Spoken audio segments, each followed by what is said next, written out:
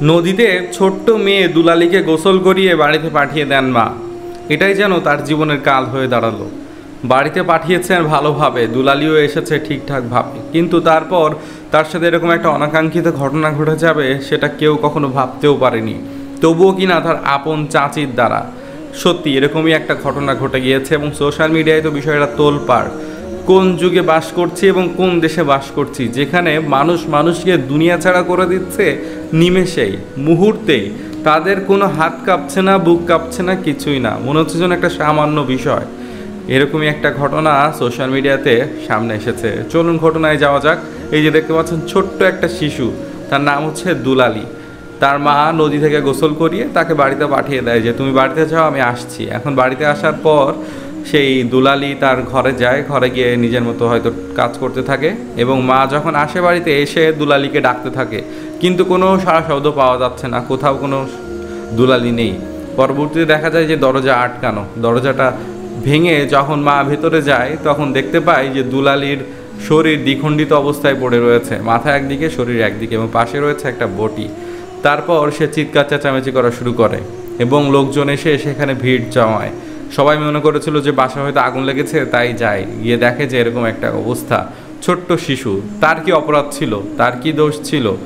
তো তার পরিবার অর্থাৎ সেই দুলালির মা দাবি করছে যে তার বড় চাচি এই কাজটা করেছে।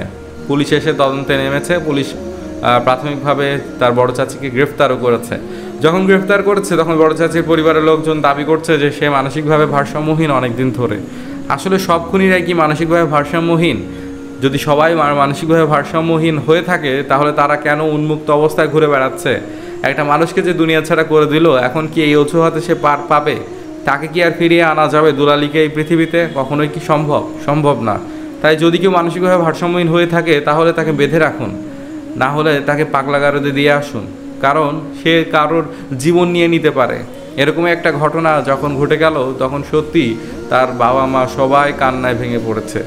মা দাদি সবাই তো পাগল হয়ে গিয়েছে, লোকজন সবাই দেখতে আসছে, প্রচুর শোকের মাতম বইছে সেই পরিবারে। এই যে আপনারা দেখতেই তো পারছেন কত নিষ্পাপ শিশু, তার কি অপরাধ ছিল, সে কি করেছিল যে তার এরকম একটা ফল ভোগ করতে হলো, তার সাথে এমন একটা ঘটনা ঘটে গেল। এখন শিশুরা কারো কাছে নিরাপদ না, কেউ কারো কাছে নিরাপদ না। এই পৃথিবীতে কাউকেই বিশ্বাস করা যায় না, যে কেউ যে কোনো মুহূর্তে যে কোনো ক্ষতি করে দিতে পারে। তাই নিজের শিশুকে আগলে রাখুন, সবসময় সাথে সাথে রাখুন। আপনারা তো বুঝতেই পারছেন যুগটা এমন হয়ে গিয়েছে, কেউ কোথাও নিরাপদ না। ছোট্ট শিশু স্কুল থেকে আসছে, রাস্তার থেকে সে গুম হয়ে যাচ্ছে। ছোট্ট শিশু গোসল করে বাড়িতে আসছে, বাড়ি থেকেই গুম হয়ে যাচ্ছে। তাহলে এখন কি করণীয়, কি করার আছে? আসলে আপনারা কমেন্ট করে জানাবেন যে আসলে এগুলো রোধ করতে আমাদের কি করা উচিত এবং কি পদক্ষেপ নেওয়া উচিত। আর সত্যি যদি তার চাচা এই কাজটা করে থাকে, পুলিশের তদন্ত যদি এমনটা বের হয় এবং সে মানসিক ভারসাম্যহীন যদি না হয়ে থাকে, তাহলে তার কি শাস্তি হওয়া উচিত কমেন্ট করে জানাবেন।